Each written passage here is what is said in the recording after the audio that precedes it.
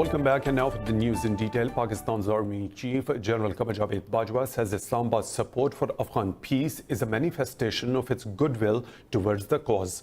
He said this during a meeting with the US Special Envoy Zalmay Khalilzad, who called on him at the General Headquarters in Rawalpindi. He said Pakistan will continue to play a role for peace in the region. According to military's media wing, Khalilzad hailed Pakistan's efforts for peace and stability in the region. The two sides also exchanged views on regional security and the Afghan reconciliation process. Earlier, the US envoy met with Taliban representatives in Qatar and discussed ways to implement the Doha peace deal. He stressed the need to initiate intra-Afghan talks for lasting peace in the country.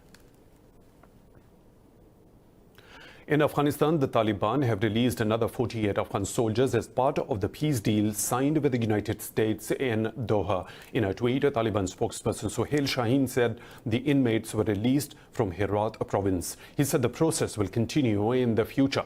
So far, the group has released nearly 175 Afghan soldiers in exchange for around 950 fighters. The two sides are required to free almost 6,000 prisoners as a prerequisite to initiate intra-Afghan talks.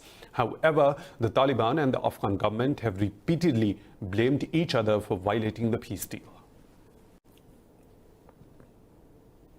Pakistan's Foreign Minister Shah Mahmood Qureshi says international community must hold India accountable for illegal actions in occupied Jammu and Kashmir. In a tweet, Qureshi said extrajudicial killings of innocent Kashmiris cannot suppress indigenous resistance movement. He said India's baseless allegations of infiltration will not divert attention from its state terrorism in Kashmir.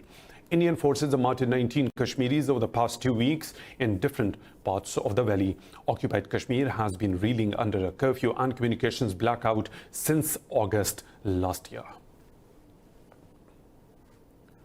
Meanwhile, Pakistan has recorded its highest number of new coronavirus infections in a single day as 1,764 people tested positive. 35 more have died over the last 24 hours, with 594 deaths in total. The Health Ministry says the total number of cases stands at 25,837. It said 7,530 people have recovered so far. Officials say the province of Punjab recorded more than 10,000 infections and Sindh recorded 9,093. Nearly 4,000 cases have been detected in Khyber Pakhtunkhwa, 1,725 in Balochistan, and 558 in the capital, Islamabad. In Spain, the death toll from the novel coronavirus has risen to over 26,000 after another 229 people died in the last 24 hours. Earlier, the United States recorded more than 2,500 fatalities in a day, bringing the tally to over 75,000. Globally, the number of deaths has exceeded 269,000, with over 3.8 million people infected. More in this report. Almost all countries are lifting some restrictions as experts warn of a second wave of COVID-19 cases. Many state governors across the U.S. are disregarding White House guidelines for safely easing lockdown and letting businesses reopen. New York State has extended relief for the citizen on rent payment to encourage compliance with stay-at-home orders. We did by executive order that I issued, a moratorium on residential or commercial evictions. You cannot be evicted for non-payment of rent related to this COVID situation. And that went through June. So nobody has been and nobody can be evicted through June, either residential or commercial. In Russia, the number of coronavirus cases is now overtaking that of France and Germany, making it the 5th highest total. Moscow says the next phase of lockdown easing will depend on how strictly people will abide by the self-isolation rules. In Europe, the hard-hit UK will announce its plans on Sunday, but French Prime Minister says the country is ready to start unwinding its coronavirus lockdown from Monday. Peut-être engagé ce lundi. Given the health information recorded in recent days, the progressive lifting of lockdown restrictions can begin this Monday, May 11th. It's a new stage in the fight against the pandemic. It's a good news for France, for the French people. Nous allons débuter lundi prochain. Health authorities in several Arab countries say the number of cases and deaths from the disease has been rising. Meanwhile, Australia says it will ease social distancing restrictions in 4-week increments as the country starts returning to normal. China says it supports the formation of a panel led by the WHO to review the global response to the coronavirus pandemic. In a briefing, Foreign Ministry spokesperson Hua Chunying said the review should be conducted in an open, transparent and inclusive manner. But she said the review must be conducted at an appropriate time after the pandemic is over and under the leadership of WHO chief. Earlier, the US senators wrote a letter to the UN chief to conduct an independent review of the WHO response to the pandemic. Chinese and the US trade representatives say good progress is being made on creating the governmental infrastructures necessary to make the Phase 1 agreement a success. In a phone call, chief negotiators agreed in spite of the current pandemic, both the countries fully expect to meet their obligations in a timely manner. The talks were held between Chinese Vice Premier Liu He, US Trade Representative Robert Lighthizer, and US Treasury Secretary Steven Mnuchin. In a statement, the U.S. Trade Representative's office said the parties also shared updates on COVID-19 and their assessments of its effect on economic growth. Meanwhile, China's Ministry of Commerce said both parties agreed to maintain communication and coordination. US President Donald Trump says Washington is not behind a failed incursion into Venezuela, allegedly to overthrow President Nicolas Maduro. In an interview, Trump said if US ever did anything with Venezuela, it would be called an invasion. He said the incursion was not a good attack carried out by a rogue group that included Venezuelans and people from other countries. Earlier, a former US soldier captured in Venezuela said he was contracted by a Florida security firm to seize control of Caracas airport. He said he was tasked with bringing in plane to fly Maduro to the US. Washington has waged a campaign of sanctions and diplomatic measures against Venezuela in an effort to oust Maduro. Since early 2019, the US and dozens of other countries have recognized opposition leader Juan Guaido as the legitimate interim president of Venezuela. North Korea has lashed out at South Korea over recent military exercises, saying the drills violate inter-Korean agreements to reduce tensions. In a televised address, a North Korean military official said that Seoul's drills are a grave provocation that demanded a reaction. Meanwhile, state media reported that North Korean leader Kim Jong-un has congratulated China's Xi Jinping for controlling the coronavirus epidemic. It said the relations between Pyongyang and Beijing were firmly consolidated. A prominent Houthi rebel commander, Mohammed Abdul Karim al-Hamran, has been killed amid fierce clashes in central Yemen. State media says al-Hamran, who commanded special forces in Marib and Beida provinces, was buried in the capital Sana'a. The UN said al-Hamran was killed during a clash with the government forces in Sirwa district of Marib province. In a tweet, a delegate of Yemen to UNESCO, Mohammed Jumaye, said it was a painful blow to the Houthi militia. This comes hours after the UN called for an immediate ceasefire in Yemen, raising alarm over a surge in the number of coronavirus cases.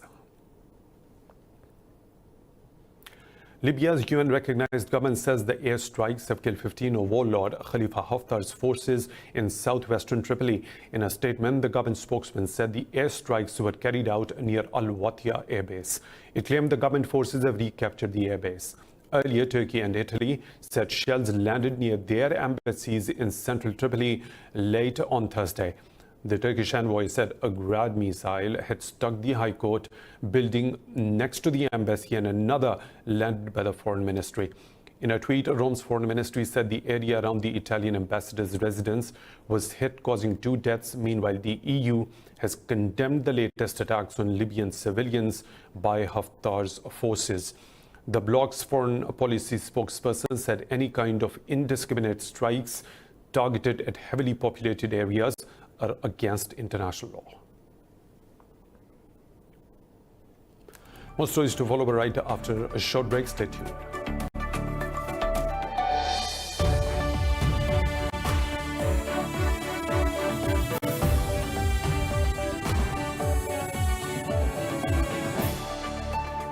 Welcome back. Japan has approved Gilead's remdesivir as a treatment for COVID-19, making it country's first officially authorized drug to tackle the disease. Japan reached the decision just 3 days after the U.S. drug maker filed for fast-track approval for the treatment. At a briefing, a health ministry official said so far there has been no coronavirus medicine available, so it is a significant step to approve the drug. He said remdesivir will be given to patients with severe COVID-19 symptoms.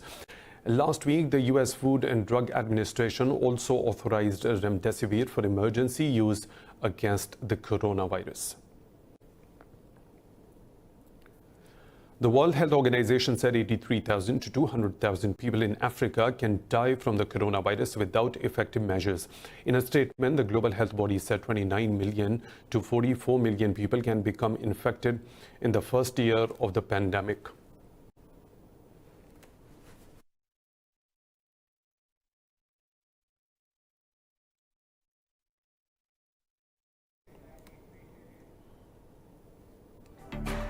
It's time for a short break. We'll be back with more stories. Stay tuned.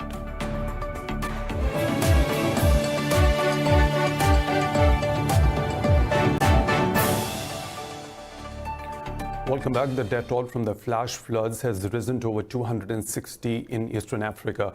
The floods have wreaked havoc in major African countries, with Kenya, Somalia, Rwanda and Uganda being the worst hit. Uganda's Ministry of Emergency Management said at least 65 people have been swept away so far. Rwandan Red Cross Society said 55 people have died, while over 2,200 households have been affected by this year's floods. In Somalia, floods have killed 16 people. Kenya's government says flash floods, landslides and sinkholes have killed 194 so far and left thousands displaced. In the U.S., wildfires are burning parts of Florida Panhandle, destroying buildings and forcing hundreds to flee. Fire officials said at least 33 homes have been destroyed. The state officials said 2 fires are tearing through Santa Rosa and Walton counties. Officials said, spurred by high winds, the fire has burned about 2,000 acres east of Avalon Beach. They said in Santa Rosa County, that resulted in some 1,100 evacuations. So far, there have been no reports of casualties. 16 migrant workers sleeping on rail tracks have been crushed to death by a cargo train in India's western Maharashtra state. Police say one injured person was moved to Aurangabad District Hospital. They said the laborers had likely assumed the trains were not running due to the coronavirus lockdown and slept on the tracks. Police said they are trying to identify the laborers, while the railway police force is assisting in the investigation and aftermath. Millions of migrant workers started to return to native regions after the government announced a sudden lockdown to curb the spread of COVID-19. In India, at least 11 people have been killed by a gas leak at a chemical plant in the southern state of Andhra Pradesh, with about 800 others taken to hospital. This has revived memories of 1984 Bhopal gas leak, which resulted in the deaths of thousands of Indians. More in this report. India has a long history of industrial accidents, but the Bhopal gas leak of 1984 is the worst by far. The leaking of deadly methyl isocyanate gas from a Union Carbide plant in Madhya Pradesh resulted in the deaths of over 5,000 people. Long term, it is estimated that at least 25,000 people died as a result of exposure to the leak. In fact, survivors of the incident account for the majority of COVID-19 related fatalities in the area today. Most gas victims suffer from either lung or kidney or heart disorders. According to the past cases of coronavirus deaths across the world, people with these morbidities are a lot more likely to die of coronavirus than healthy people. That is why, as we can see that out of 14 deaths in the city, 13 were gas tragedy victims.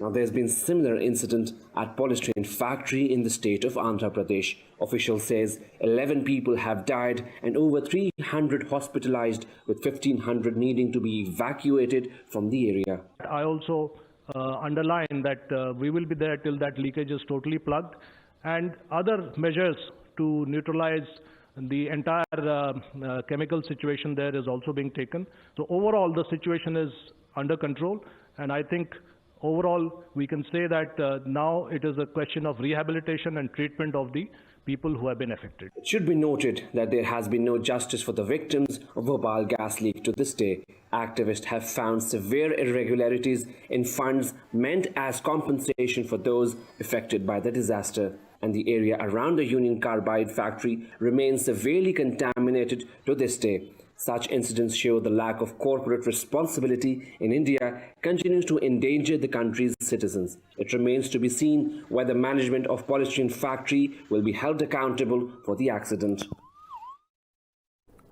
Well, leaders across Europe are marking the 75th anniversary of VE Day today, which marks the end of the World War II. Events are being held in closed ceremonies as public gatherings have been cancelled due to the coronavirus lockdown. To mark the occasion, President Macron will lay a wreath at the tomb of an unknown soldier in Paris, while German Chancellor Merkel will also lead a ceremony in Germany's Central War Memorial.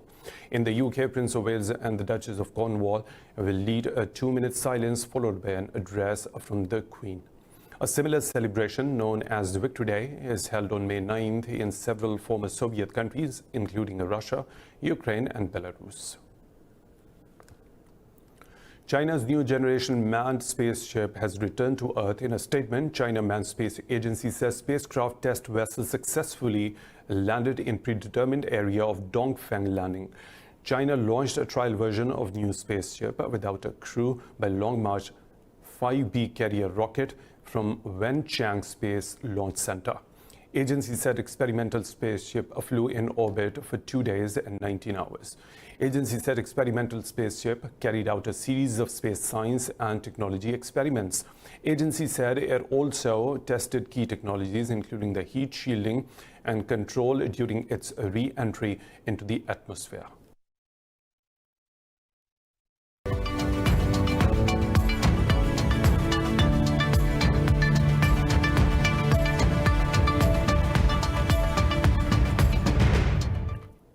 The financial services company Moody's says India is likely to see 0% expansion in the economic growth for the current fiscal year due to COVID-19. In a report, the ratings agency said the fiscal deficit is seen rising to 5.5% of the GDP against the estimated 3.5%. It said the COVID-19 spread in the country has also reduced the prospects of a durable fiscal consolidation. Moody's reiterated that the negative outlook indicates an upgrade is unlikely in the near term. The International Monetary Fund has approved a total of $18 billion so far to help dozens of countries bear the impact of the coronavirus pandemic. Head of the IMF Communications Department, Jerry Rice, said they have approved financing for 50 countries under these emergency facilities. Rice said over 100 countries requested or expressed interest in assistance from the IMF since the start of the COVID-19 crisis. The spokesperson said the fund increased access to its emergency facilities to meet an expected global demand of $100 billion. To ensure misuse of funds, he said member countries were asked to commit that the money was only being used for urgent purposes related to COVID-19. He also reiterated the IMF's call for suspension of debt service payments for the poorest countries from bilateral creditors. In the U.S., unemployment claims due to COVID-19 have surged past 33 million after 3 million more Americans sought the benefits last week. The Labor Department reveals the figures every week as the virus continues to take a toll on the economy.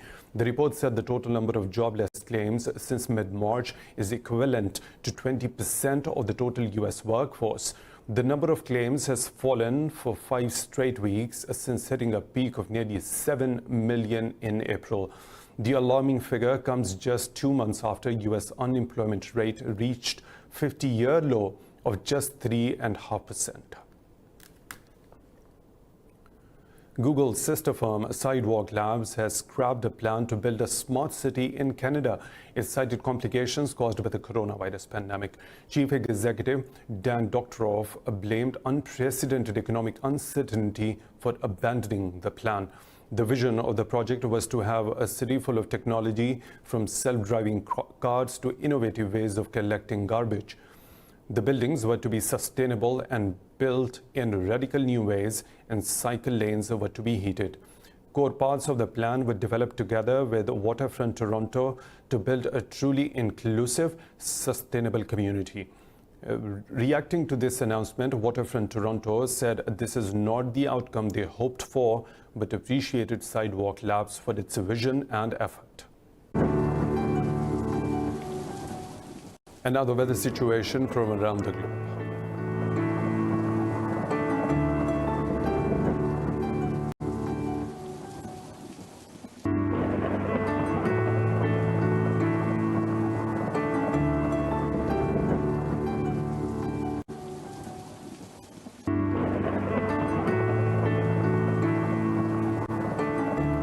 And that's all for now. For the latest updates, you can follow us on social media at News.